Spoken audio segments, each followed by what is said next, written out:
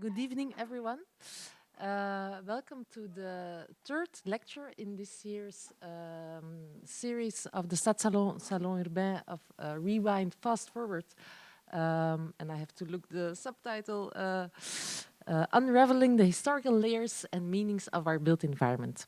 So I'm curating this year's lecture series, and I get a lot of help from Lena, from Snow, from Bas in organizing this. So thanks again. Last semester we already had two lectures, one by Barnabas Calder, the other one by Howard Davis, and this semester we will have four. So Tom Leslie is still coming, Miles Glendening, Mercedes Follet, and normally, if everything went well, we would also have welcomed Sabine Barle here. But unfortunately, yesterday morning, she contacted us and said she wasn't able to make it. Little bit of panic at that moment that we would have to cancel. Luckily, there was another highly esteemed international scholar in Brussels who was here for another event, Barnabas Calder. But as his expertise was also closely related to the theme of this year's Stadsalons, I was wondering, well, do I dare to ask him, can you give a lecture at such short notice?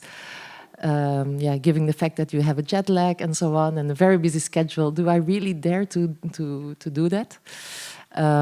I did, and within 20 minutes, I think, you said, oh yeah, sure, I can do it, no problem. So we were really, really happy and grateful that you're willing to step in. Also very, very honored, of course. It's a one-time opportunity to have you here. Also for the students, I think they're really lucky to hear you talk. And the fact that you agreed to do that in less than 20 minutes, it also shows your expertise and your experience in feeling comfortable in doing this. I have to read your CV a little bit. I hadn't had the time enough to study it by heart. It's not like we met only this morning, but still. So you recently held lectureships and fellowships in the USA, Portugal, and Germany, and you're now head of the School of Architecture at the University of Technology at Sydney, in Australia. So you're a historian and a theorist focusing on the environmental dimensions of architecture's past, present, and future. So that's a really nice link with this year's series, I guess. And you have two primary interests, according to your online resume. So let's see if that's still accurate. The first one explores the cultural and theoretical dynamics of how architects engage with the climate emergency, with an emphasis on concepts that encourage dialogue and engagement between architecture and pressing social concerns. So I think the social concerns are also extremely relevant for the urban studies students here in the room. And then the second interest is on the environmental history of modern architecture, exploring in particular the importance of energy and climate as part of global developments in the 20th century. And your 2020 book on modern architecture and climate, that is really a crucial work in your career, I guess, which will also be the basis of the talk this evening. I'm sure it will be very interesting, perhaps a little bit unsettling for some of you, we will see. But what I can guarantee to even those who were expecting Sabine Barle and only find out now that she's not coming, that it will be definitely not a disappointment to have Daniel Barber here tonight. The floor is yours.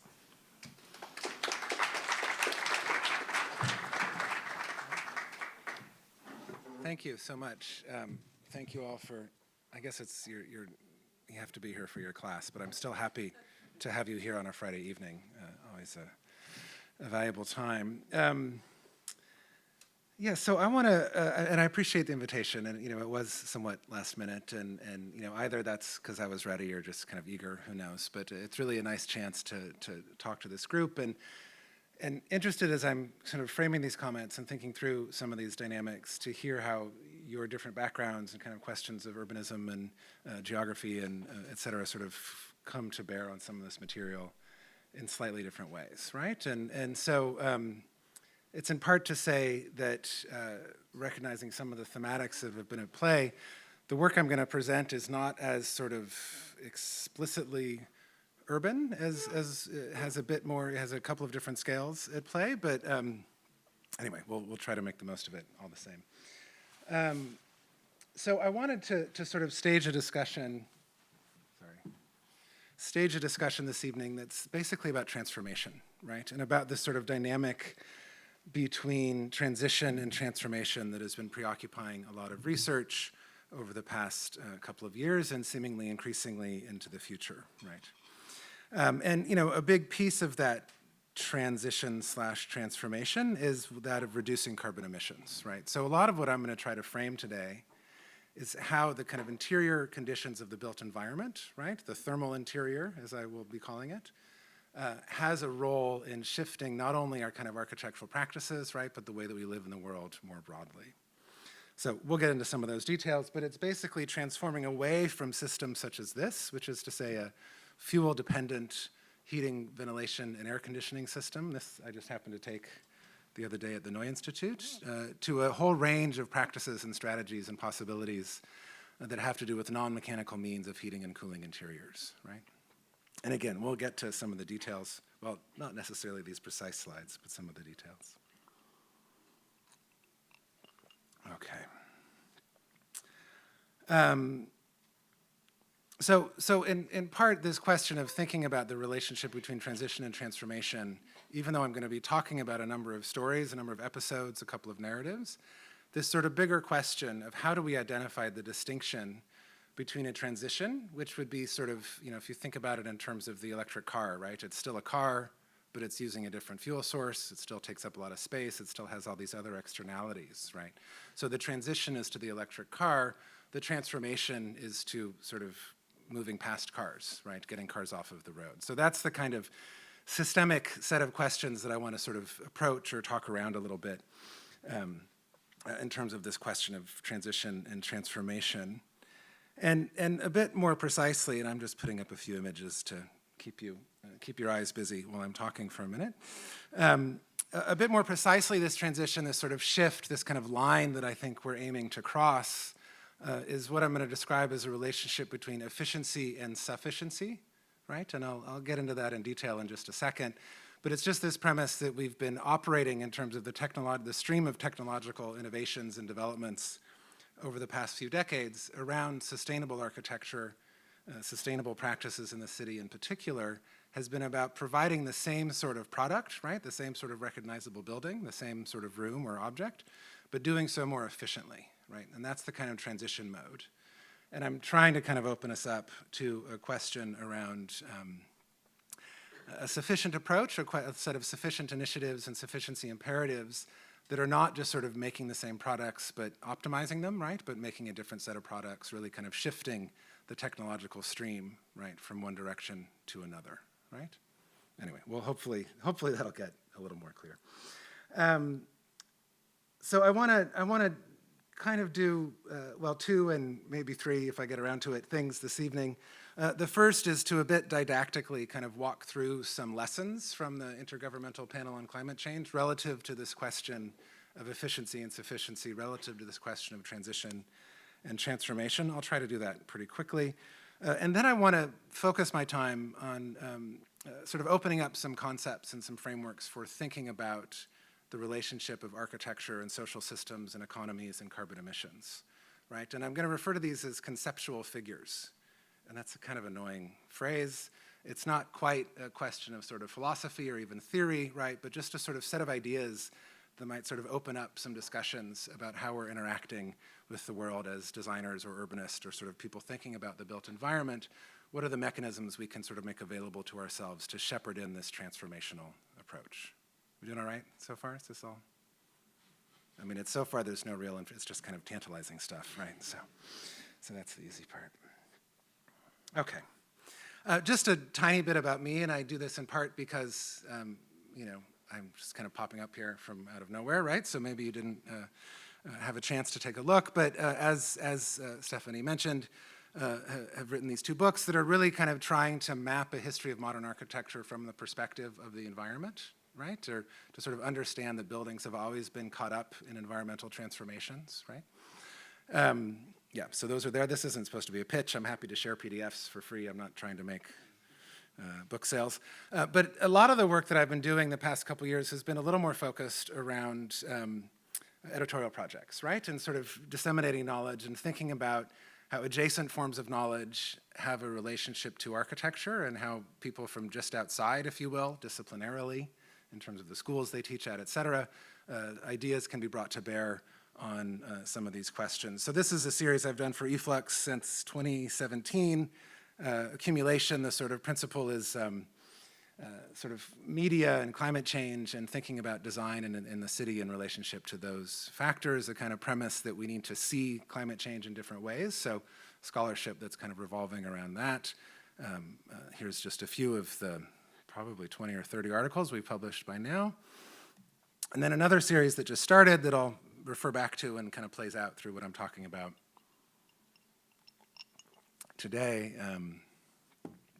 After Comfort, a User's Guide actually launched in Brussels in mid-October at SIVA with a number of great colleagues that really tries to sort of think about how we will live in interior spaces as we reduce the throughput of carbon fuels, of different sorts of fuels into our built environment, right? What are the terms and the strategies and the kind of themes that we can begin to adapt? So, I mean, this is sort of a plug, right? I mean, I hope you will look this up, eFlux Architecture. There's a lot of great stuff on there. These are just kind of bits of it, but gives you a little bit of a sense of the world that I operate in. Okay, so I'm assuming we're doing like 45 minutes. I realize I never asked you that. Yeah, that's good, okay, good, because that's what I have in mind. Okay, so I want to just, that's the kind of quick preamble, right? And I want to just, I mean, I'm happy to have questions at any time. I mean, I also, feel a little guilty for sort of stopping the party, right? So feel free to jump in and eventually we'll turn the music back on and et cetera. So I want to talk a bit about some of these kind of lessons, and it's a bit instrumental, it's a bit didactic, but it just kind of helps us get kind of in the same zone. From this report, from the building industry chapter of the 2022 Mitigation of Climate Change report of the Intergovernmental Panel on Climate Change. And they frame out sort of three main kind of imperatives in this very brief document that help us to understand changes to the built environment, broadly speaking, right? The first, I've listed them here, of course. The first is the concern just around carbon emissions, continued reliance on carbon, right? Most buildings that you see, I mean, there's a few cranes in the cityscape here in Brussels, right? Even most renovations, for that matter, that are going up are still reliant upon carbon fuels in very straightforward ways, right? It's a bit of a fantasy to think we can somehow build without fossil fuels in this precise moment, right? But it's to say that the streams are still being connected to, right? That buildings are still playing a function of widening the stream of energy provision in most areas, and thereby widening the stream of carbon emissions, right? Increasing the amount of carbon emissions. And so what the UN gets concerned about, the IPCC gets concerned about in this context is the kind of lock-in effects, right? Which is, in a sense, I hope, kind of self-evident, but it's to say if we put up a building right now that demands more fossil fuels, that whole system that goes behind it is sort of being reinstated, right? It's being re-encouraged every time we sort of request more fuels for our heating and cooling systems in particular. And that's encouraging, certain types of corporate and government approaches to energy regimes and their systems. That's encouraging sort of violence and exploitative labor at the points of extraction. That's encouraging a lot of pollution in the transmission and dissemination of these fuels, et cetera, et cetera, et cetera, right? We're locking in this kind of broader system of fossil fuel provision, of petroleum infrastructure that has a lot of externalities that we'd kind of rather not look at, but that are still very evident, right? So there's that basic question, and one of the writers of the IPCC document, a woman named Yamina Saheb, has a quote in Dezeen, the kind of online journal, where she says, every particle of carbon emissions that comes from a building, I guess I'm loosely paraphrasing, is a mistake in the architect's plans, right? So there's just this kind of notion that what our job is as designers is not only to, not specify emissions, but even sort of decarbonize those built environments. And so this kind of pretty stark statement that says that kind of lock-in buildings are still far too prevalent. Most of what we're designing, this isn't a group of architects, but if you were, I would say go back and look on your boards and look at the plans that you're doing, and you're still locking things in, and that's something that we need to come to terms with. Not that it's easy to do so. One piece of this, of course, just very quickly, is around reuse. I mean, that's kind of self-evident, perhaps, and again, I was mentioning earlier, it's a struggle for me to be talking about this material in Brussels and in this kind of broad, multi-state region that's very much the center of a lot of discussions of circular economies and building reuse and recycling materials, et cetera. It's a pretty amazing place to have that discussion. So, I'm bringing in just a little piece of it. Okay, so that's number one. The second one is sufficiency versus efficiency, which I've already referred to. What the mitigation report does here, and I'll just use this as my model of efficiency. Is this a building that people know? It's relatively close. Sorry, if I had more time, I would have found a good Brussels building to put in, but I gave a talk near Amsterdam a few days ago, so this is what we have. So one of the points that the mitigation report makes, right, is so if you think about kind of circa 1985, we started talking about sustainable architecture in the terms that we use it today, right? And again, since that time, the project has been to provide the same basic building, right? The same sort of office building in this case, right? Or a set of apartments or whatever the case may be, but to do so more efficiently, right? To use less energy throughput in the production of this familiar architectural object that the service contract requires, right? So what the IPCC notes is that the the savings through efficiency, just in strict terms of carbon emissions, right? The savings that the building industry broadly considered has reaped relative to these efficiency measures has been overwhelmed by just an expansion of space, right? We've been building more efficiently, but we've just been building more, right? And when I say we, I kind of mean the over-industrialized economies of the global north, right? The over-carbonized economies for whom these streams are quite well-oiled, right? Are quite ready to kind of turn on and turn off. So we're building more efficiently, but we're just building more. So the principle, rather than thinking about terms of sort of, again, fully optimizing that efficiency, is to reconsider and reimagine this relative to sufficiency imperatives. So just to kind of put out the definition, which I should have put on a slide, sufficiency is a set of policy measures. See, I knew I put it on a slide. I was like, I thought I put this on a slide. Sufficiency is a set of policy measures and daily practices which avoid the demand, right? That's the kind of key here. Avoid the demand for energy, materials, land, water, and other resources while delivering well-being for all within planetary boundaries, right? It's a bit of a utopian concept, right? I mean, it's an ambition, it's an aspiration. But I think on the one hand, this question of avoiding the demand, but also the policy measures and daily practices. And I'll just kind of suggest here that architecture and urbanism is a sort of system of professional activities that mediate between policy measures and daily practices, right? That's kind of part of what we do as a field, broadly considered. And so this becomes, again, kind of an opening space for activity in our fields. Okay, so the third principle, very quickly, you're already here, we're already doing it, that the IPCC points out is that now is the time for upskilling, right? So, whether you're kind of beginning your or sort of, this is your first round in an educational institution, or you're coming back, or, talking about professional education around a lot of these issues, that the IPCC frames it as the decade of the 2020s is the time to upskill the building industry to better take on a lot of these challenges. And again, your Brussels in general, Belgium in general, this kind of region is so far ahead, frankly. It's kind of embarrassing in terms of these questions of upskilling and education. So congratulations, but there's still plenty of work to do. Okay, so that's the kind of, three main points from the IPCC. Again, I assume relatively straightforward and perhaps even quite familiar. I'll just sort of end this kind of section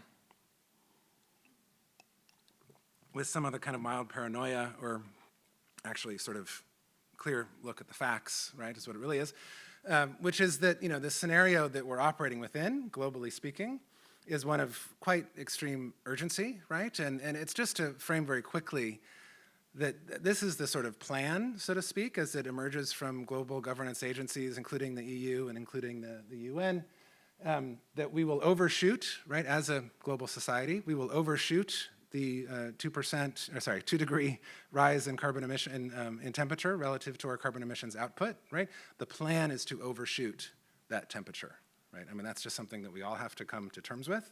And as it stands right now, we look to overshoot it by quite a wide margin.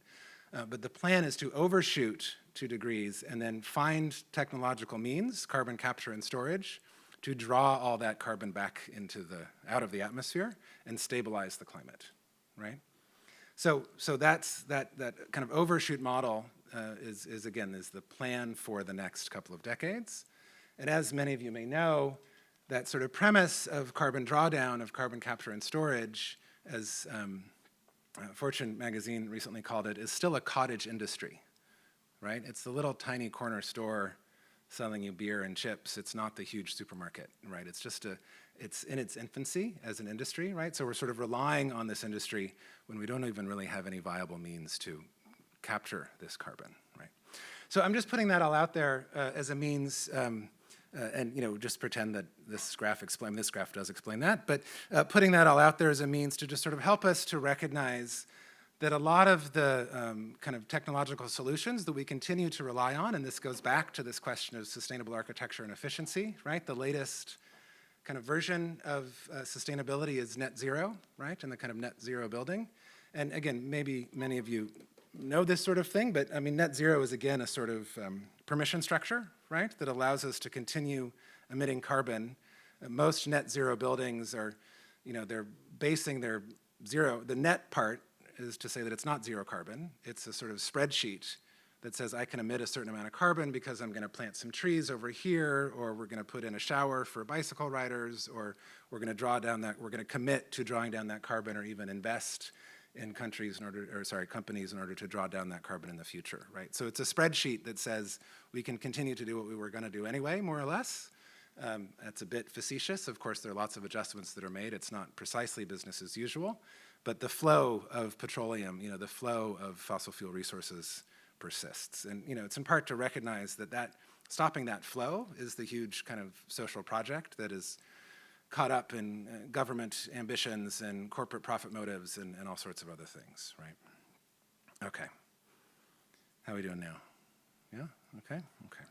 So I'm going to try to pick up speed and talk through some sort of architecture that relates to this, right? And sort of starts to, I hope, kind of open up some ways of talking about it and thinking about it. So I'm just going to really do the top one of these 3 sort of conceptual figures. If I probably won't have time, but I'll maybe try to run through the last 2 very quickly. But again, these are sort of concepts, ideas that are not intended to be sort of solutions or programs, but are really just kind of ways of thinking about these problems that help us to kind of open up some of the issues. This is an image in the background of the Pedregulho housing complex in Rio de Janeiro, built in 1947 by Redi and then rebuilt by its inhabitants, right, to kind of preserve the sort of conditions, the shading systems, and the other means by which it was sort of rendered livable by the architecture, right? So it was this process of self-activated sort of rebuilding process. So when I'm talking about thermal practices, and I'm going to tell a kind of story here about some buildings, when I'm talking about thermal practices, what I'm talking about is kind of 2 sides, at least, of the equation when we're thinking about how the thermal interior is designed, right? How the conditions for sort of breathing and staying warm or cold within a built interior, how those conditions are produced. And what I want to propose, and I'm sort of giving up the punchline here already, what I want to propose is that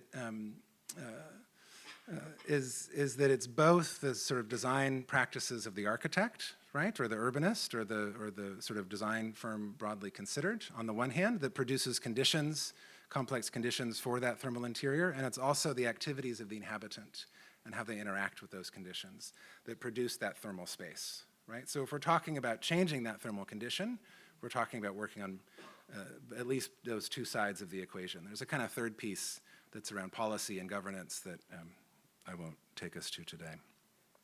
So it helps to look through these two buildings as a means to think this through. Straight out of my book, just by the way. But these are two buildings built more or less at the same time, right? Wildly different socioeconomic situations. The American U.S. Northwest on the left, and the coast, southern coast of Brazil on the right. So very different in many different ways. Of course, two countries that had very different experiences as well of World War II, right? Built in 47 and 45, so just at the end of World War II, still kind of amidst its effects. The building on the left, the Equitable Tower in Portland, Oregon, is often considered the first fully sealed curtain wall building. Now, do people know what I'm saying when I'm saying curtain wall, right? You know, that skin, right? And actually Thomas Leslie is all about this stuff, right? But that skin is produced as a sealed object, right? The building itself is sealed completely. Let me just jump to, this is cheating a little bit because it's two different buildings, but well, here, let me go here first. So this is the interior, right? You cannot open the window. You cannot survive in this building without this little ventilation register there sort of feeding you air and, you know, producing air changes, right? Sucking air back out. So this fully sealed air-conditioned building, which had, you know, has a much, there's a lot more of them in the US, Canada, and Australia than in most other places. Not, you know, we could bring in Singapore, we could bring in the Middle East. It's in part to say that there's plenty of more thoughtfully conditioned and thermally considered buildings in many parts of the world, but this has become something of a model, right? Now, Pietro Beluschi, the designer of this project in 1947, basically in Portland, in the Pacific Northwest of the US, it's very close to the Boeing aircraft plant, right? Does that make sense? The Boeing planes, right, are built basically right there. During World War II, the activities of that plant were quite highly dialed up for wartime purposes, right? And at the end of the war, there was this question of, okay, we've kind of managed to provide all this energy, what should we do with it, right? And the developers and the architect of this project were like, oh, let's make a building that uses as much energy as possible, right? And I mean, it wasn't quite like that, but, you know, pretty close. Beluschi talks about continuing the state of emergency that wartime production produced, right? So sort of rather than dialing that energy back down, right? Let's just kind of keep using more, you know, it's productivity, it's economic activity, it's the American century. Let's just sort of keep flowing, keep the oil flowing. The other part of the story that I'm not going to say anything about it is it was largely hydropower, so it wasn't actually oil, but let's just pretend that's not the case for now. So anyway, sealed structure requiring as much energy as possible, right? And we now know as well in the carbon, the embodied carbon within the steel and the concrete and the glass, this way of building, it's hard to imagine a more sort of carbon-dependent, carbon-hungry way of building, right? And so one of our kind of shining examples of this, of course, Mies van der Rohe's Seagram's Tower from 1957, you know, that really plays out the ways in which this is deeply embedded in our architectural culture as well. I mean, this being a kind of icon of modern architecture, fully sealed, again, produced largely through hydropower, but that's okay. And I'm sorry, district steam heat in this case. But so in 2009, and I hope Barnabas didn't do this because he tells a similar joke, but in 2009, there was a rating of all of the Midtown Manhattan skyscrapers, right, to see which were sort of most amenable to an environmental retrofit, right? So they were scaled on 0 to 100, right? Anybody want to guess what? So 0 is bad and 100 is good. Does anybody want to guess where the Seagram's Tower ended up? Just throw something out. 2, she said 2, and you said, you guys are so smart. It was 3? Okay, usually I get like 20s or 30s, right? This is the crowd. And you know, and you can even see the kind of heating registers right at the edge of this super thin curtain wall, right? It's basically heating the lower atmosphere, right? It just wasn't considered. And okay, so here's another question. How many people have seen Oppenheimer? This movie Oppenheimer, okay? What about Barbie? Okay, yeah, Barbie doesn't matter. I just like to know. So the kind of evil person at the end of Oppenheimer, who goes in the movie by the name of Strauss, right, was the director of the Atomic Energy Commission in this period, in 1957-58, when this building was being produced, and said at the time that energy will soon be too cheap to meter, right? It'll be so voluminous and available, and the flow will be so strong, and it's because of a sort of, you know, fantasy about nuclear power, which was only partially realized, But this premise in this period, right, that we have as much energy as we could possibly need. And the use of it is good for our economy, it's good for our geopolitical dominance. Like, this is the plan, is to flow as much energy through our cities as possible, right? So this is not at all trying to say that Mies van der Rohe was not a great architect. I won't say good, but okay, not a great architect. He was doing his job, right? And his job was to use as much energy as possible, right? And, you know, maybe that was mostly the job for the engineers, but certainly the way that the building was spec'd and the kind of conditions of the curtain wall really play that out. Okay, so that's kind of the first trajectory, right? The kind of development that we're all, in fact, at least generally quite familiar with, I assume, of the construction of high-rise towers and their technology, much more complex than I've been able to do in a few minutes, but nonetheless. The second trajectory on the right, the Edifício Mamãe in Rio, and this gives us a chance to look at the section. Do people read sections okay? Are you familiar with this kind of, it's not quite an architecture. So this is the curtain wall. There's just one piece of glass, right? You see, like, you've cut the cake, and this is what the cake looks like on the inside. It's just this one thin piece of glass that is between you and the atmosphere outside, right?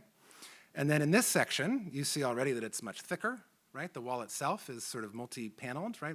There's two different kind of layers.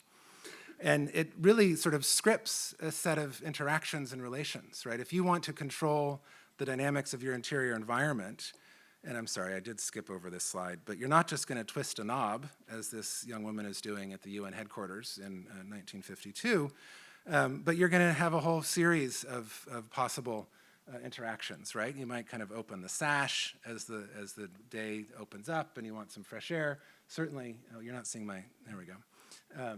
Certainly the fixed vanes, right, will stop the harsh sun at noon. There's a couple of other kind of sets of adjustments, right? The project of the architect is to design a system that the occupant can interact with to manage the light and heat of their spatial interior, right? Now, in this case, it's important to note, it was likely the hired help that would be doing, the housekeepers that would be doing that actual management, right? I mean, there's clear kind of economic and even gendered issues to this sort of conception of the interior as this space of thermal dynamism. But nonetheless, there's a kind of designed approach that says we will sort of choreograph this dance for you or your support system that allows you to sort of adjust and modulate your thermal experience, right? So you can think of this as, there's the other, I mean, of course, all of us sort of do this on a daily basis. We open our window, we close our window, we might sit in a room that's warmer because there's more heat concentrated there, or it's next to the neighbor who keeps their heat up all the time, right? I lived in an apartment in Berlin for a while where it was right above a pizza restaurant. 3 o'clock in the afternoon, that place warmed up, right? And just like it smelled like melted cheese, but you kind of make your adjustments. And so these other ways that we sort of organize our lives according to the thermal conditions of our environment, right? So this is part of what we're seeing sort of experimented with and played with in Brazil in the 1930s and 40s and 50s. And I'm just going to kind of walk through a few examples as I'm talking about them. This was one of my favorites, though. It shows in the section again. This is a sort of handle, right? So you can sort of move that louver system up and down. You can sort of adjust it in 5 or 6 different ways. There's also this kind of exhaust system that's bringing the heat off of the windows and up to the top of the tower, right? I mean, kind of exhausting it out. So 3 or 4 different kind of means of adjusting. In this case, it's really straightforward, right? This is in Salvador, which is closer to the equator, much hotter. So there's kind of 2 systems. There's kind of 2 intermeshing horizontal and vertical louver systems. So if it's really sunny out, you can put them both together, or you can separate them and have just part of that solar incidence blocked. So it's just to suggest that there becomes a sort of whole vocabulary of these shading systems, right? Of these means to interact with your relationship to the thermal environment. It's also to say that, relative to air conditioners today, and we'll sort of cycle back to this in a second, not so effective, right? That part of what we've experienced over the past 50, 70 years is not only air conditioning our built environments, but sort of conditioning ourselves to have a certain expectation of that thermal interior, right? I know that I can go into virtually any space in, let's say, the kind of Euro-American agglomeration, right, and anticipate a certain amount of thermal comfort, right? It's different in some different regions. There's certainly particularities. If I'm renting a cabin in northern Canada, that's a whole other story.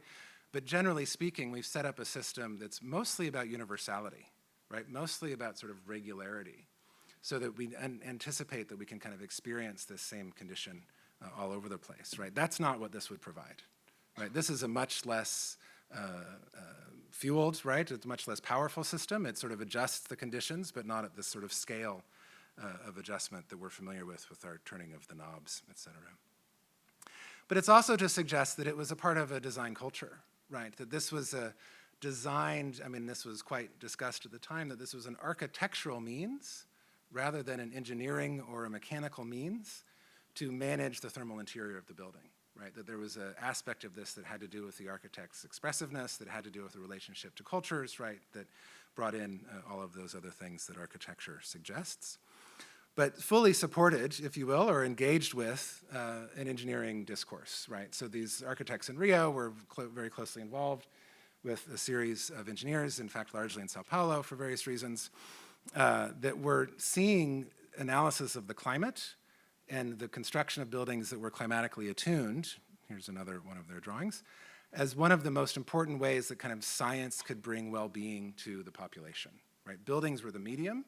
Science would sort of develop the knowledge, and then you would sort of apply that science through the facade of the built environment and adjust the capacity for an individual to have a pleasant day or a good night's sleep or a kind of sense of comfort within their thermal interior.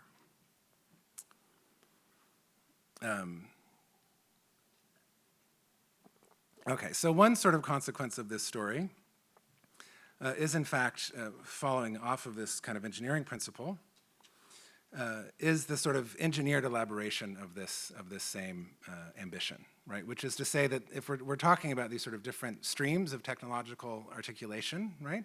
One that we're very familiar with in terms of the sealed glass tower, one that's a bit less evident to us or kind of on the front, on the table for us, which has to do with this more complicated, carefully designed, dynamic experience of the thermal interior, right, with the facade as this kind of mediating system. But the point I want to make quickly before moving on to some other things and then closing up, is that this was also sort of technologized, right? I mean, this wasn't a bunch of people just kind of throwing up a curtain and seeing what happened. This was very carefully rendered into technological data. And these two experimenters in the mid-50s, Victor and Aladar Ogyay, sorry, they're twins, as you can see here. Aladar is always the one with the pipe in every single photograph, right? So you know who's who. But this drawing, which is opaque, and I'm not going to describe it in any detail, but was basically the foundation for the production of a software that's referred to as EcoTect, which was one of the first building performance softwares that helped to understand how a building could be designed in its specific condition relative to shading systems, relative to materials, relative to cross-ventilation and site conditions. EcoTect has now kind of been absorbed into a lot of CAD softwares, right? It's no longer a standalone, but it's to say there's a direct kind of through line, quite explicitly, between these experiments in the 1950s and the sort of reimagination of these technological streams in the present. And I just show this one because this sort of fanciful drawing of the comfort zone, right, which we're all kind of subject to. You see it's Aladar, of course, still with his pipe.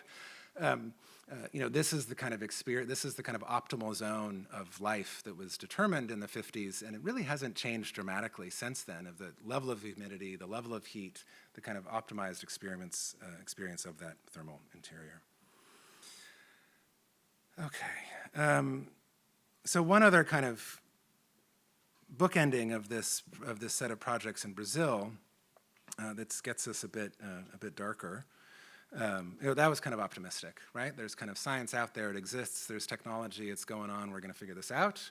But the cultural piece, again, gets a bit more complicated. And so these are these same buildings. This was the one I very explicitly told you that I really liked, all the ways that it moves around, right? I had to do that because, as we come back to see, all of that system has been stripped off, right? I'm sorry, no, this is the one I'm supposed to be showing.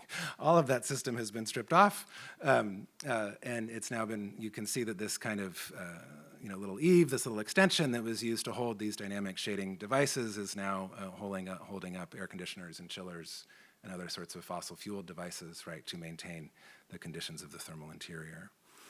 So again, it's to say that there's this kind of cycle, right, of a past that we could see as usable relative to some of the discussions we were having this morning, of a past that gives us understandings of how we have sort of built up this reliance on fossil fuels, so perhaps how we can also dial it down. But then moments in that past, I mean, this is not a linear or even a kind of clear arc of a trajectory. It's a much more cyclical set of historical patterns insofar as these experiments in shading systems were then overwhelmed by air conditioners. And again, people were conditioned, right? So whereas in, I mean, I'm going to speak far too schematically, but based on interviews of some of these architects and their subjects, people even in the 60s and 70s in Brazil wouldn't wear a suit to work, right? Would sort of accommodate themselves to the conditions of the thermal interior by different clothing, by different habits, by different attitudes. And now that the air conditioning is fully plugged in, there's an expectation, right, that one operates in a different way, that one anticipates this uniformity of thermal aspects, et cetera. Okay, so how much time do I have left, you think? A couple, 5 or 10 minutes? Okay.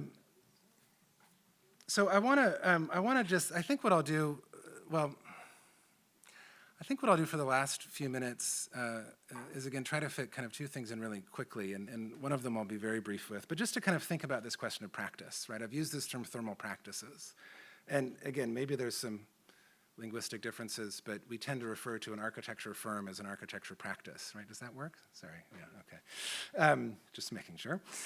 We also think about, let's say you are playing guitar, right, that you're gonna practice.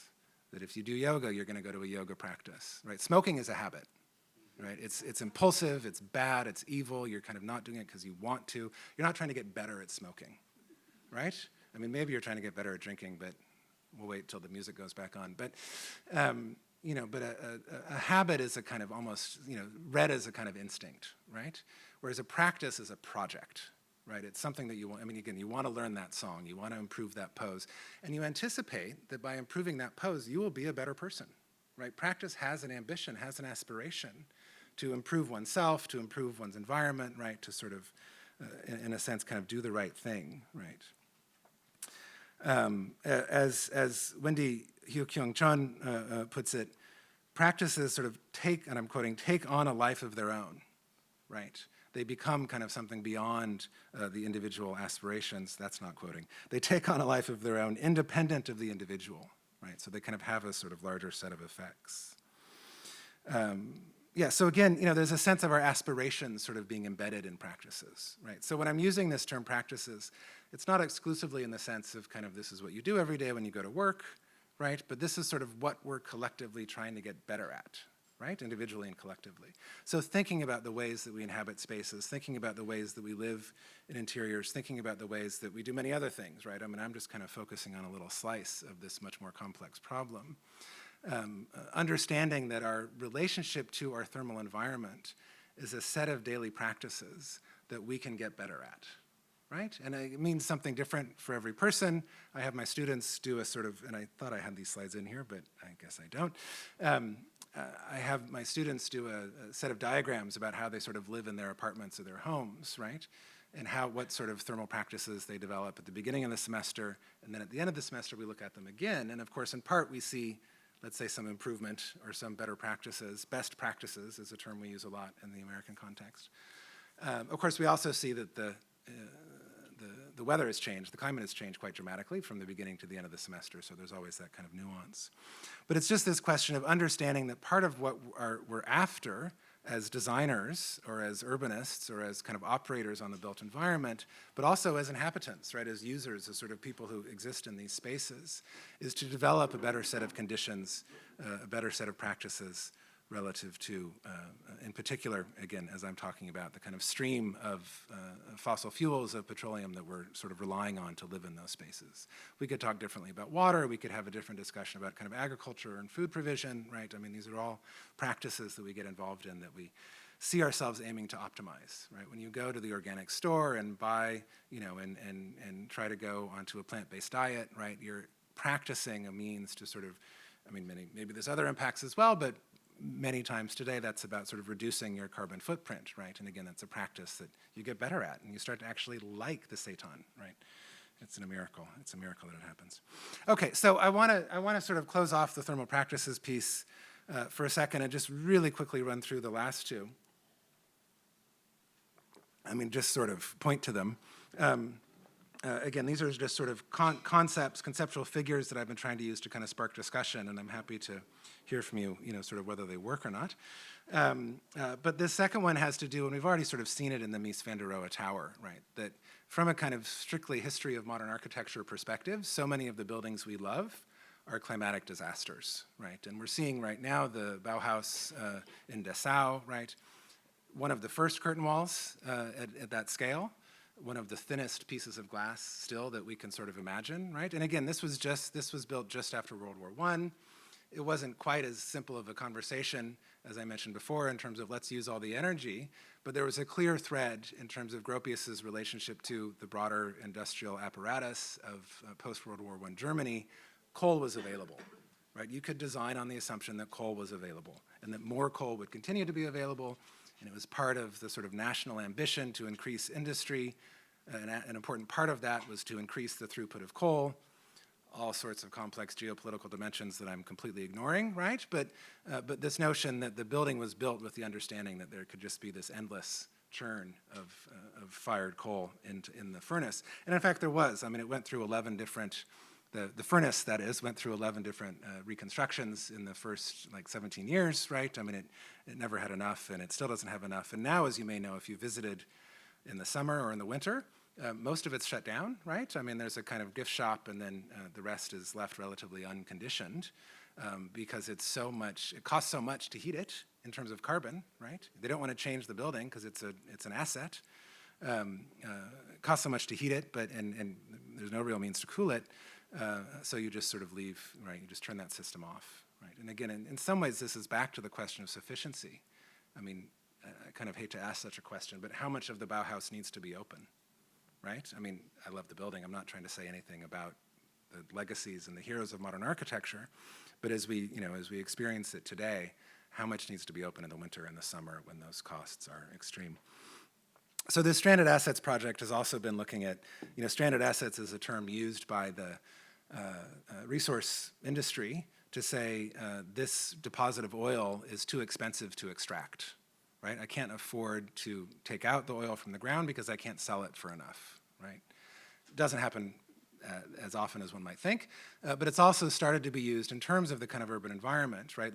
Pointing to buildings and saying it's not worth trying to work with that building, right? As it stands, it needs to be heavily renovated, it needs to be engaged in some way because the carbon costs of running it are just too high. Which is to say that, again, it's an ambition that stranded assets is trying to identify. It's not a descriptor, right? It's to say we want to strand assets, right? We want to do the research that will identify those buildings that are no longer viable given their huge carbon load and find other ways to operate within them. So I like to look at oil company buildings in this regard as well, just for the irony of it. And this used to be Shell Oil. This used to be the Humble building. It's now called Shell Oil in Houston. That was built with these shading systems, shading devices, not very carefully conceived, but nonetheless, and is now being retooled into a residential tower as a means to sort of preserve its system, or its sort of condition, its structural condition, while allowing for a very different system to be deployed. I won't talk about this one, but it's just such a great building. The headquarters of the Petrobras of the Brazilian National Oil Company, so another species of that. And then just to finish off, the third conceptual figure that I've been playing around with is this question of emergency exits, right? And you'll note that obviously that's an essential part of the built environment, right? It's the part of the built environment often that's hidden, but that allows the other parts of the built environment to exist, right? We can't go up a high-rise tower, without knowing that we have a way down. Hopefully it's not a bat suit or a parachute. So how do we sort of, understand that emergencies and risk and all of these issues are deeply embedded in our built environment? So having said that, the way that this project has been playing out has been more around sort of resources and non-governmental, exhibitions and sorts of discussions, and sort of really taking advantage of the work that's going on out in the world. And we're seeing a few bits of this, Architects Can, and some of these other groups that have been thinking through, there's hundreds of them that could be on here, right? And there's actually a new website coming out from a collective called Mold that will be called Architecture is Climate, that I think should be released in the next couple of weeks, it's basically an index of a lot of these different agencies and groups that are thinking about how architects can get together and kind of re-script the narrative and reduce reliance on fossil fuels. So I've left a few loose ends here, right? And I've tried to kind of cover a lot of material and give a sense of a very broad perspective on the need to operate transformatively in relationship to the built environment, right? And so I'm happy to take questions or clarify anything or as you wish. Thank you.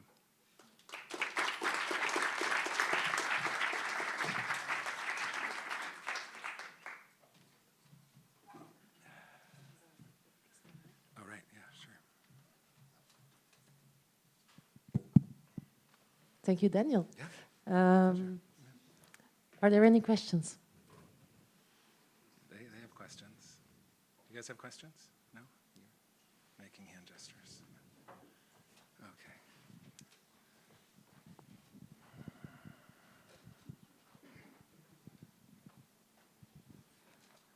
Hi, yeah, thank you for the talk. I really enjoyed it.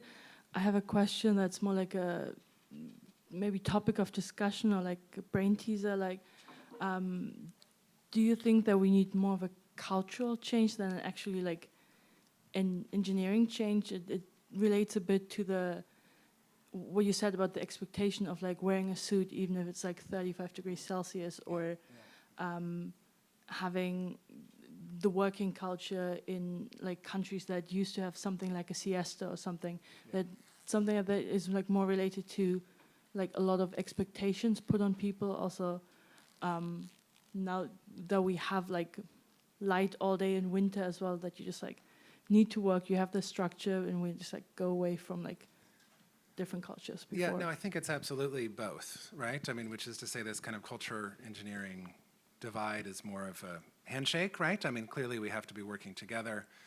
But I do think that, the kind of stream of technology that has been developed, certainly within the built environment professions, has largely been focused on the engineering side. I mean, you know, anytime I say something like that, of course, there's hundreds of examples otherwise, but and so there's a kind of compensation around, you know, like it's the space for cultural elaboration, I think, is what we're really desperate for. Yeah, I mean, you know, when we consider that, I mean, so one of the examples that I used to use in my teaching was about the Gap building, which was a building built in the early 1990s in southern part of San Francisco for the Gap company, the Gap clothing company headquarters, by William McDonough. And he built it with this really thoughtful cross-ventilation system, and, you know, didn't require a lot of air conditioning, and, you know, it's a pretty hot part of the world at times, and had it all set up so that the, you know, kind of different window openings and different fenestrations did different things. But then when the Gap moved in, they just built their little carrels and their kind of work system that got in the way of all the window openings and the kind of fancy cross-ventilation patterns that he'd envisioned, right?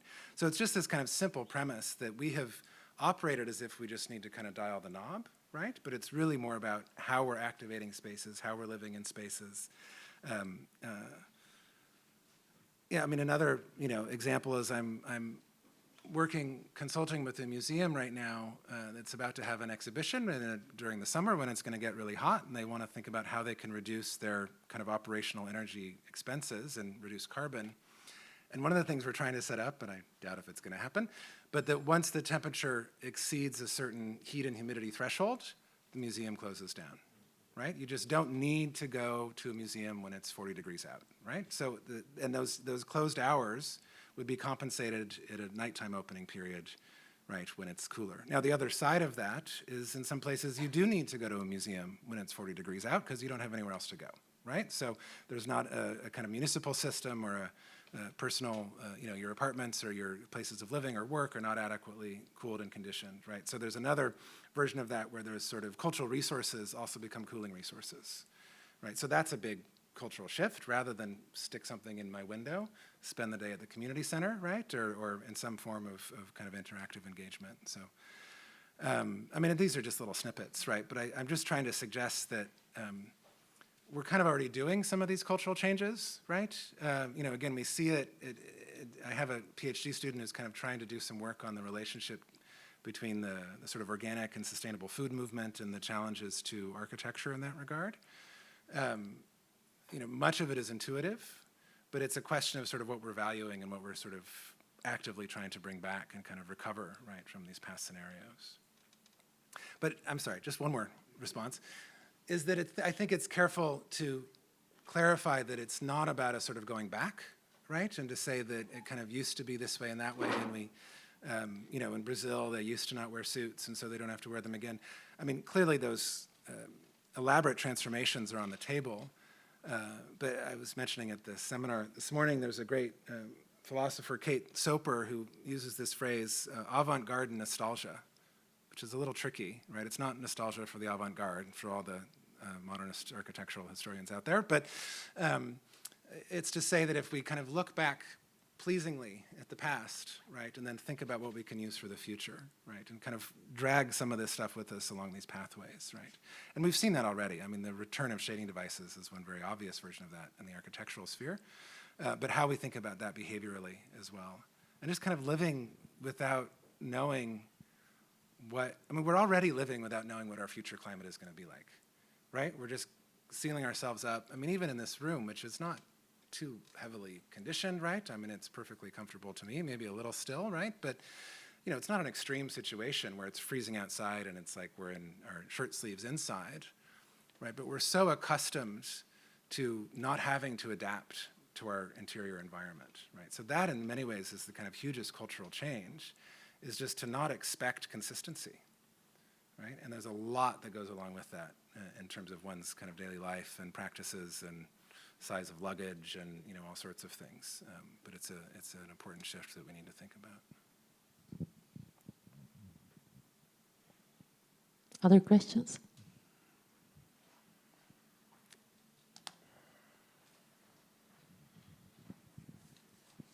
Thank you. Hi, a quick question. I'm just wondering if, since the pandemic, through the scope of COVID, with people having to work more from home, has that had any kind of change on, like, not having to have office buildings powered with heating and air, that kind of stuff? Sorry. It's a big one, right? I mean, the pandemic is a big one, and in my ways, and I mean, in ways that I get kind of scared about, frankly, or sort of anxious about, because, again, in the U.S. context, one of the big discussions, I mean, just as a kind of example of some sense, how to manage air circulation in schools during the pandemic.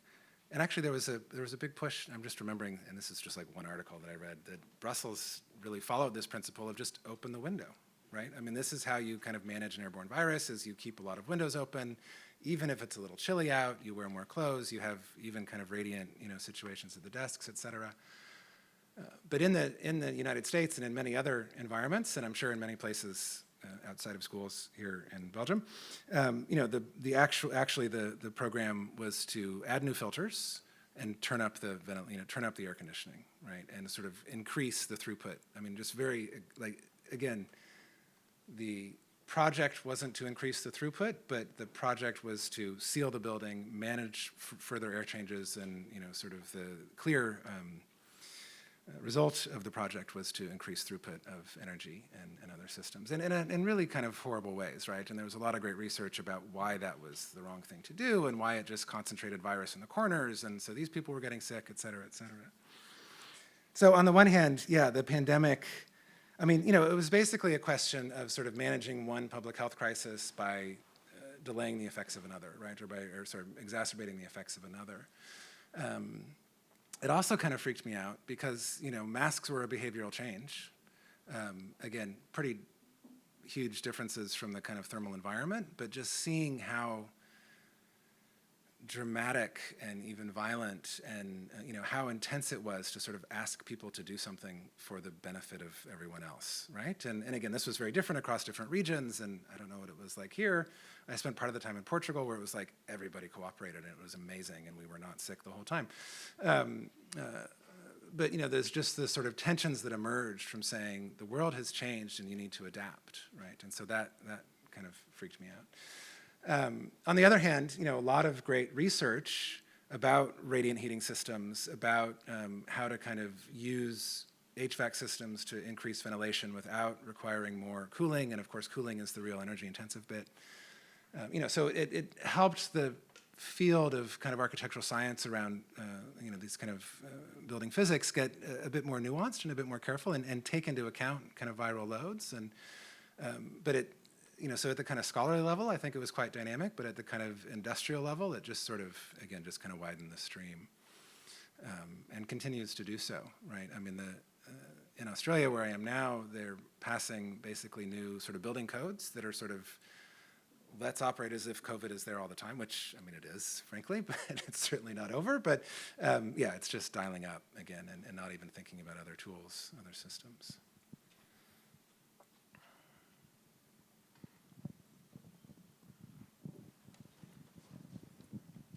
Thanks.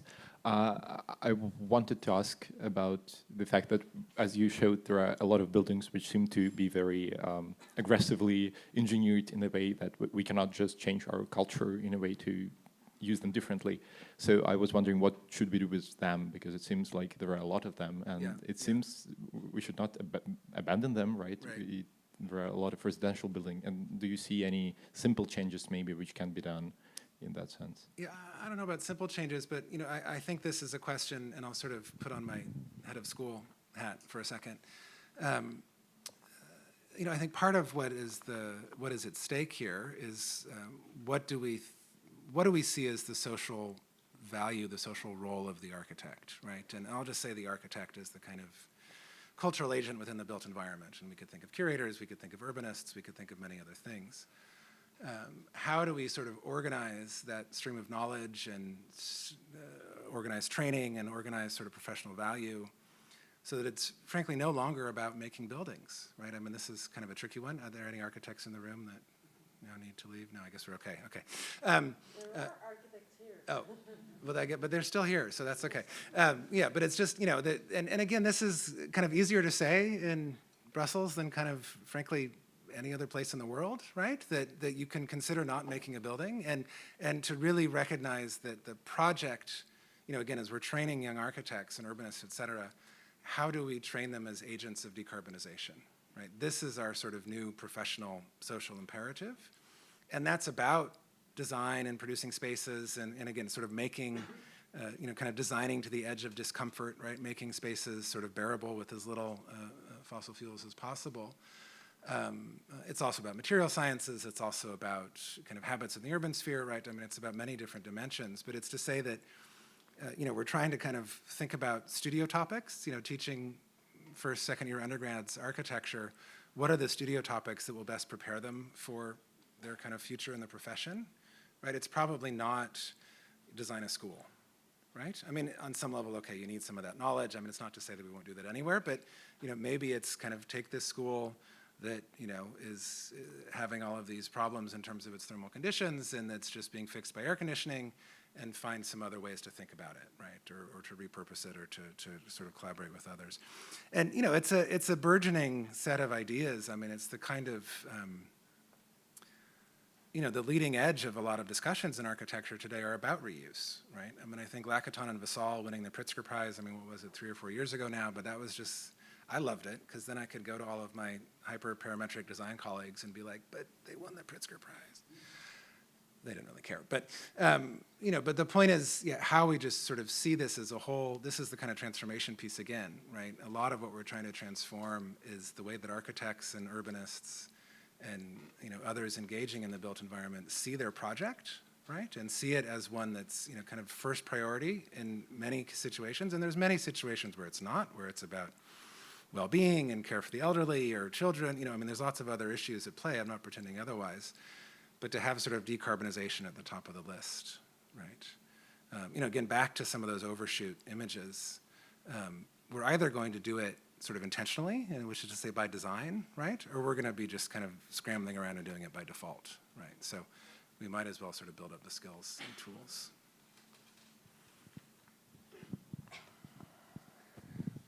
So yeah, you mentioned about some profound changes in architectural sciences, to respond to decarbonize and these kind of things. So My question is like, how much is the demand for like this transformation from your clients, from the city governments, from other other disciplines? So what kind of demand for this transitions is there? Because it will really impact the transition of architectural sciences. Thank you. Yeah, no, that's a very good question. I'll answer it in two ways. One is that I like to think of it as similar in terms of the educational environment, right? As similar to, which is to say we're supposed to be training job-ready graduates, right? This is a term that's used in neoliberal Australian universities. Job-ready graduates is our goal. What job are we supposed to be making them ready for, right? Becomes this big question. I'm sorry, I lost the thread on something that you just said. Can you repeat the question? Sorry, it's getting... So I was mentioning that the architectural sciences is, it's being changed, and how much is the demand for this change from different... Okay, sorry about that. Yeah, I got caught up somewhere else. So one answer is to say that, there's not much, right? I mean, that architecture is a pretty status quo profession, right? And we serve our clients, and some of those discussions can be about encouraging clients to use other materials or other streams of energy, or build a solar house, right? But it's not always on the front of the table, right? But the other question, and this is again a sort of usable past, if you will, thinking about how architecture has been configured in the past, right? And certainly part of what we think about when we think about architecture is not just sort of serving the client or responding to client need, but arguing for a specific design. Right. In fact, most of the time when we think about kind of avant-gardist design architecture, we're thinking about, whether it's Peter Eisenman or Zaha Hadid or Jean Nouvel or whatever the case may be, the architect has an idea.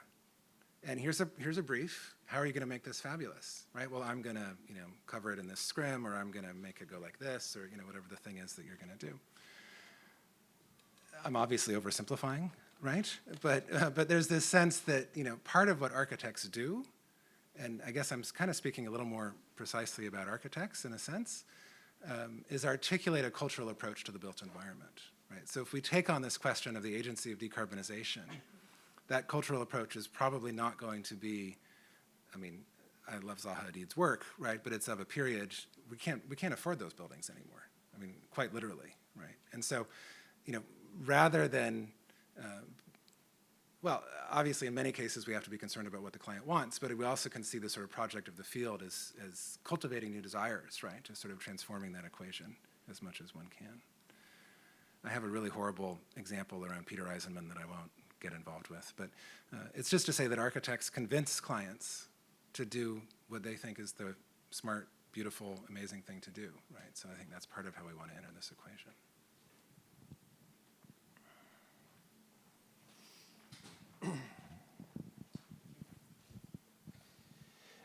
I just wanted to share something because I didn't come up here for listening to you. I was listening to the person about waste and circular economy. Sorry.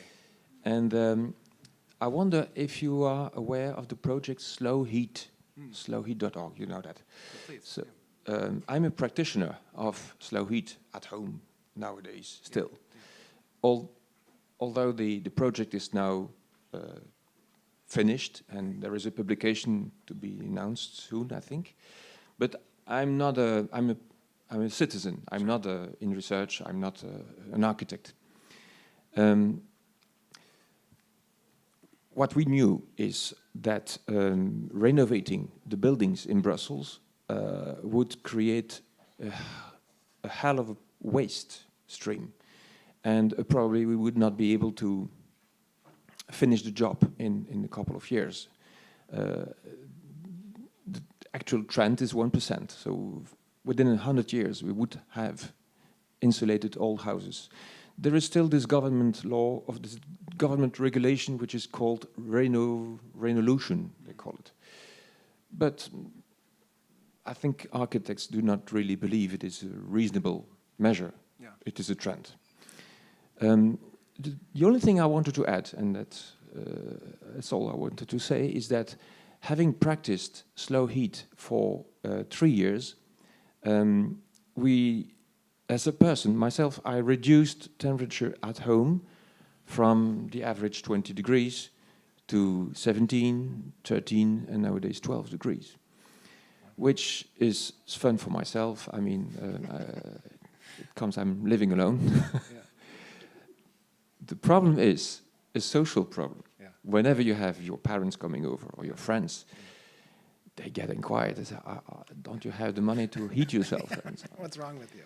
No, that's one point. And the conclusion we had is heating up bodies and not heating up Yeah, no, precisely. spaces. Yeah, no, I was going to say something similar. You know, there's a lot of discussion about radiant heat systems, right? Which is to say, let's heat this podium so that I'm warm and, you know, you're all really cold and attentive, rather than heating the object and the human rather than the air, which is, again, is the most expensive way to go about it, carbon-wise. But relative to the kind of technological streams that we've developed is by far the easiest way to do it, right? If you want to go and ask for, I mean, maybe it's, again, different in Brussels, but in many cases, if you want to ask a contractor to kind of help you, design a heated podium rather than just kind of put another duct in the ceiling, right? It's a whole other world. And so, but again, it's precisely what we're after, right? What are the design skills and tools that are needed to manage that sort of situation? I mean, your case is ideal, right? Okay, 12 degrees all through the winter and, a couple days a month you want to be able to entertain. What is the device appropriate to that problem? To keep your, regular use as low as possible, and then to sort of give you the opportunity to not be so disruptive in terms of your social world, right? It's a transitional, I mean, yeah, I don't know what the answer is, but I'm like, great studio, right? Let's get that one out there. A great project, which is to say, for educational purposes. Yeah, and again, I just keep being sort of stunned. I get the premise that, the Revolution, as you put it, has been very difficult to sort of pick up, but it's better here than pretty much anywhere else, right? I mean, and so you have to kind of think about, there's work going on in this region that's really focused on reuse. It's really thinking about circular economies, and, it's here and there in different places. But the 5 years, 10 years, 15 years from now, 2050, the architecture office, the urban planning division of the civic government will be radically transformed simply to manage climate, to mitigate and adapt to climate change, right? I mean, that's all that these offices will be doing. And we don't know. I only have a few ideas, and I've been working on this for a while, right? I mean, we don't really know what to do about that as a profession, right?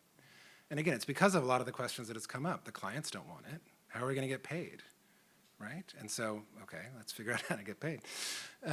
What are the government systems that can intervene? I mean, it gets very, very complex and kind of regionally specific. But that basic premise that the design project, if you will, for the field or for the broad kind of built environment field is radically transforming, right, towards this question of decarbonization. I mean, which is effectively what you described, right? Living at 12 degrees all summer long is a thermal practice of decarbonizing your reliance upon the grid. How to make that a little more manageable, right? Or else just how to convince all your friends to do it too, so they come over and they're like, hey, cool, let's hang out. Yeah. Parents are more difficult to convince, I guess. Yeah.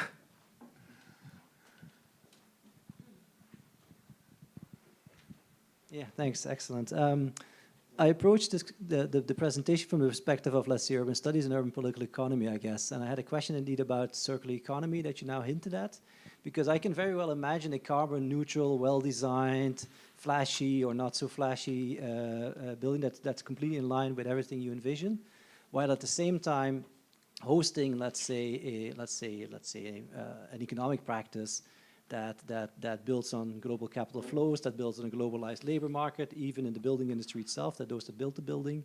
And I sometimes miss in architectural discourse the kind of the coupling of this kind of debate. Which, I mean, the easy way out for you to answer is, of course, well, there's only so much architects can do, which I would agree with. You can't tackle everything, but I was wondering if you could reflect a bit more on that connection. Yeah, I mean, in a way, it's kind of back to this slide, which is, just the sort of question of advocacy. Right. I mean, on the one hand, what you're identifying and that is sort of blatantly clear is that, you know, capital is the problem, right? And the kind of broader economic system that we're all participating in, you know, really interesting. I mean, there was a great conference here that was in, I'm going to say, September, that was on beyond growth, right? Which was kind of a nice way to say degrowth without scaring people away too much, and I think was quite effective. You know, part of what we're talking about are degrowth strategies, right? Part of what we're talking about are how do we dial the throughput back down? And that has effects on the broader economy, that has winners and losers, right? I mean, it's not to say it's some panacea. I've been getting in a lot of discussions lately, as I'm sure far too many of you have, about AI, right? And how, and on the one hand, AI has an opportunity here, you know, with the right sensors, et cetera, to help to support this system of transforming one's thermal practice, right? I mean, I get a little buzz when I'm supposed to stand up and walk around for 10 minutes. You know, why doesn't that somehow engage with my, like, oh, why don't you put on a sweater? You know, my phone can tell me what to do, right? But then I just think about, you know, the carbon emissions of ChatGPT being like the size of the kind of 6th largest economy in the world or something like that, right? I mean, you know, that these are not ways out, right? But just sort of kind of different elements, different exacerbating elements.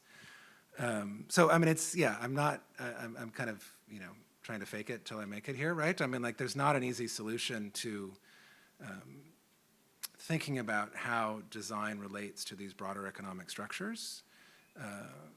I think even it's a real danger in a lot of this circular economy discourse that it's like, I mean, quite frankly, the circle is drawn quite small, right? And we can kind of work in here, but there's kind of externalities that we're going to, you know, because this is the problem. I mean, part of what I've demonstrated is that, you know, architecture has been organized as a means to hide externalities.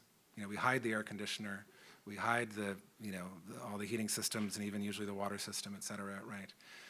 You know, part of the job of a well-designed building is that you don't see how it operates. I mean, there's exceptions. We can look at the Pompidou Center, blah, blah, blah.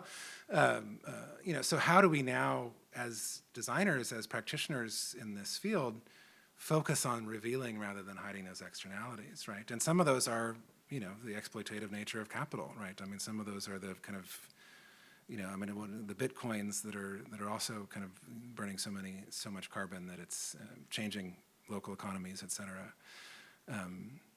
But back to the question of advocacy, right? I think part of what we're also trying to train architects at Sydney, and there's a kind of nice fluidity, in fact, between some of the city councils and some architecture firms and some urban planning discussions, and you know, I know that, I mean, it happens a bit around here too, but to train architects as public intellectuals, right? That as agents of decarbonization, there's that kind of aspect of go out into the world and decarbonize, right? And kind of by any means necessary, and how that relates to, you know, protesting over expenditure and wars, and how that relates to, I mean, like, there's a huge issue in Australia right now about wild housing unaffordability, right? And so what are the government regulations that are going to make houses more livable and also more affordable? And there's a huge carbon dimension to that, right? And we've got a group of young architects that are like kind of, you know, designing a platform basically to protest or to intervene in that discussion, to be a part of that discussion. You know?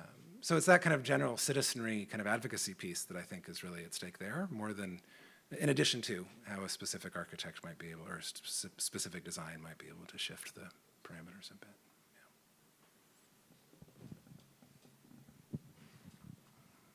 Yeah. Okay, let's go.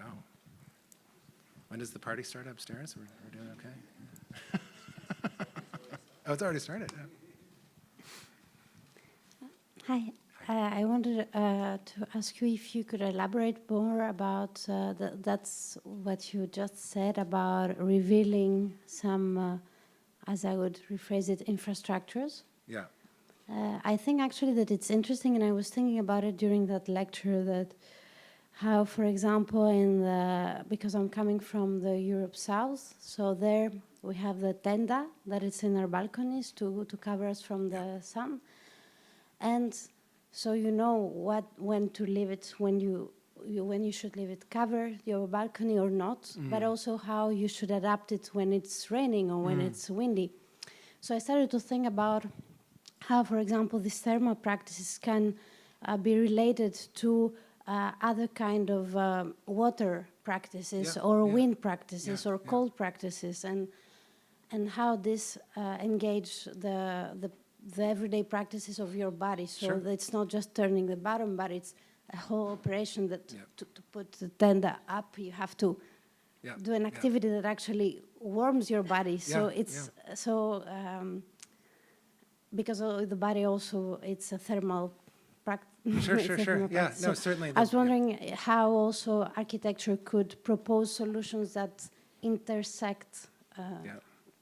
Yeah, I mean, I think in some ways you've described one, right? And you know, there's also a lot of great research about the value of experiencing different thermal environments throughout the day, et cetera. Like, you know, I mean, not that one necessarily spends all day at home, but you know, if you don't have to kind of go outside all the time, or you know, that there's some capacity to have a kind of variety of thermal environments just by virtue of the passage of the sun, right? That you're not just kind of sitting in the same sealed space. And you know, and it's interesting because I think a lot of those practices that you're describing relative to the kind of shading systems, Italy, Spain, Portugal, and other areas, falls into a category that we've often referred to as tacit knowledge, right? That you just know what to do, perhaps, when you interface with those systems, right? And maybe it's because your parents or your grandparents or your neighbor or whatever, you know, you sort of saw what was happening and developed your own sort of set of habits. So that's another kind of, I mean, it's not quite an invisible infrastructure, that's overstating it, right? But it's a non-surfaced form of knowledge, right? I mean, well, I don't want to get into a story of a horrible Airbnb adventure in Florence, but you know, part of it was not understanding how to work this damn thing, right? I mean, there's this complex set of shade manipulation that I wasn't sort of trained in, so to speak, right? So I think there's a lot of opportunity there to think about how those devices, as you're suggesting, sort of engage with bodies, kind of allow for individuals to develop some agency over their thermal experience, right? And you know, there's all sorts of other studies around, mostly in kind of workplace environments. You know, women prefer a colder environment, men prefer a warmer environment, and you know, there's a whole thing about the sick building syndrome that was mostly affecting at the time mostly women who were the secretaries in the kind of center office that didn't have any exposure to the outside, et cetera, right? I mean, we know that our buildings are constructed for the health of some and not others, right? And for the well-being of some and not others. But collectively, and in terms of regulations and other sorts, I mean, in particular, engineering regulations around ASHRAE, we sort of see it as a price we're willing to pay, right? That if, you know, if the occasional person is too hot or too cold, like, you know, we've determined scientifically that the norm is acceptable, so we'll just keep everything at the norm. So part of what we're saying when we kind of push back against that universality is to sort of allow people to realize their own thermal environments, right? Very tricky in an office space, you know, especially a kind of sealed office tower. And again, that's another sort of question around design opportunity, right? Like, how do you find pockets of coolth, as the engineers like to call it, right? Within these warm environments, right? And can you design those? Can you engineer those? Can you interrupt the system, the air conditioning system, so that it focuses a certain type of temperature in a certain space and reduces it elsewhere, right? I mean, there's a whole kind of geography and choreography there. Yeah, did that answer your question? I mean, I think the body element is a big piece of it that opens up a whole other realm of kind of, I mean, I did mention yoga, but, you know, sort of training and practice and accommodation and getting accustomed. I mean, I should say the hardest thing for me traveling across hemispheres is just the climate feels, in both sides, just feels very aggressive, right? It feels very kind of violating, right? We're not accustomed to that sort of huge shift, or I'm not. Now I'm starting to ramble, but you know, but I think there's a lot about this in terms of, well, in terms of how the body connects to desire, in effect, right? And I'll just kind of leave it at that. But as we sort of use our bodies to realize our aspirations, then that's one means by which practices get reinforced. And so if we produce a pleasant environment around us by manipulating these systems, or even just, opening the window or sitting on the balcony, you know, we start that's a self-reinforcing process that can really encourage these habits.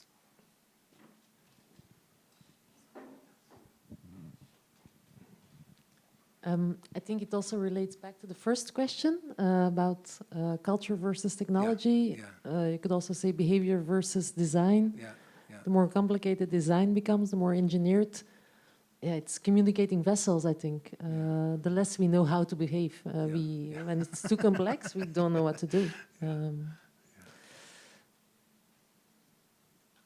Everybody's satisfied? Okay, then maybe one final round of applause. Thank you very much, Daniel.